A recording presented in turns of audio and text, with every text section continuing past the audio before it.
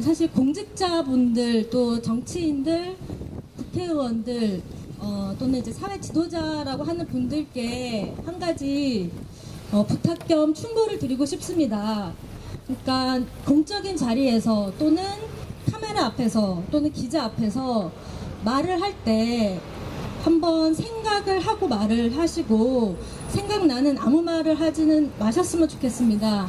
왜냐하면 사사로운 개인이 아니라 공직자의 발언은 그 사회적인 영향력이 매우 크다고 생각합니다. 그리고 당시에 방송 토론 때뿐만이 아니라 사실 당시 대통령 후보께서 한기총에 가서도 동성애 혐오성 발언을 하셨습니다. 거기에 대해서 그 성소수자 활동가, 과계경 활동가가 본인은 여성이고 동성애자인데 그러면 우리의 인권은 어떻게 할 것이냐라고 했을 때 당시 성평등 포럼이었어요. 나중에라는 말들이 오고 갔죠. 그러니까 나중에 의견을 제시하라라는 의견이었겠지만 저는 이것이 그러니까 10년 공익인권법 제는 공감해서 일을 하고 있는데 이것이 나중에 인권이 될 수 없는 이유는 저 자신의 삶을 통해서도 그렇고 또 청소년 성소수자들의 삶을 통해서도 그런데 일상을 이런 혐오성 발언을 듣고 본인 스스로 부정적인 인식을 내면화하고 부모에게 거부당하거나 또는 학교에서 괴롭힘을 당하거나 사회적으로 이런 부정적인 발언들을 듣는 이들의 자존감과 또 이들을 도와주거나 지원해 줄 것이 마땅치 않아서 혼자 고통 속에서 고통을 받다가 스스로 목숨을 끊는 사람들이 많기 때문입니다. 비단 청소년분들 뿐만이 아니라 성소수자들 또 성소수자가 아닌 청년들도 한국 사회는 굉장히 자살률이 높습니다. 제 주변만 해도 작년에 2명이 스스로 목숨을 끊었습니다. 근데 어떻게 우리더러 나중에 인권을 주장하라고 할 수가 있겠습니까? 저는 이런 죽음들이 저의 책임은 아니라고 머리로는 생각하지만 10년째 인권운동한 활동가로서 사실 그 책임감을 떨쳐버리지 않을 수가 없었습니다. 그래서 그날 그 방송 토론을 보고 도저히 가만히 있으면 안 되겠다. 이것이 미치는 사회에 미치는 해악이 엄청난 크겠다라고 생각을 했습니다. 그 당시에 어떤 생각을 했었냐면 바로 오늘 같은 날이었습니다. 그 하늘이 이렇게 파랗고 네, 굉장히 태양이 뜨거운 날이었는데요. 저는 그 무지개 깃발을 펼치면서 문재인 대통령께 그 눈앞에 우리의 존재가 이렇게 있습니다. 우리는 이렇게 당당하고 아름답고 또 용기 있는 사람들입니다 라는 것을 보여주고 싶었습니다. 그것이 전해졌는지는 모르겠습니다.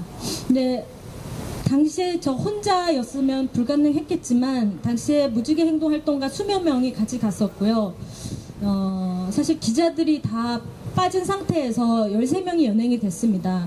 당일날 석방이 되긴 했는데요. 다행히 아직 경찰서에서는 뭐 조사받으라는 얘기는 없습니다만 저는 문재인 후보가 다시 한번 성소수자 인권에 대해서 진지하게 생각을 해주기를 바라고 또 한편으로는 문재인 대통령 지지자들에게도 한 말씀 드리고 싶습니다.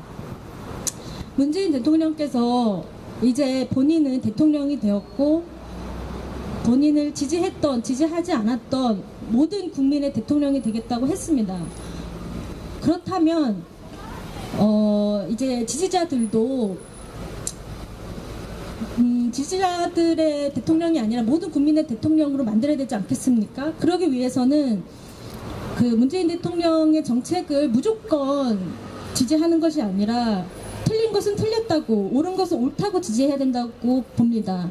그리고 저는 이제 10년 활동을 하면서 느끼는 거지만 이제 시대가 많이 변했다고 생각을 하고 우리가 대만 합창단도 보지 않았습니까? 바로 제가 3년 전에 대만 퍼레이드에 참여했었는데 이렇게 빨리 동성혼이 법제화가 될지 몰랐습니다. 저희도 2년 안에, 2, 3년 안에 저는 큰 변화가 있을 거라고 생각하고 또 이미 많은 시민들이 인식이 변했다고 생각합니다. 그래서 사실 성소수자가 아닌 시민들께 요청드리고 싶은 것은 사실 성소수자들은 커밍아웃을 하고 싶어 합니다. 하지만 안전한 공간에서 그리고 신뢰할 수 있는 사람에게 합니다. 그래서 더 그 보편적인 인권을 위해서 당사자가 아니라도 더 큰 목소리를 내어주시고 그리고 사실 그런 표시를 하는 것은 굉장히 쉽습니다. 저희가 세월호 그 노란 리본을 보면 반갑듯이 그런 무지개 배지나 무지개 이런 액세서리를 가방에 달고 다니는 것만으로도 굉장히 성소수자 친화적인 프렌들리하고 안전하게 느낄 것입니다. 그래서 이제 새로운 나라가 정권 교체가 됐고 이제 새로운 나라가 이제 시작되는 2017년인데요. 마지막 발언을 어떻게 하려고 했는지 잠시만요.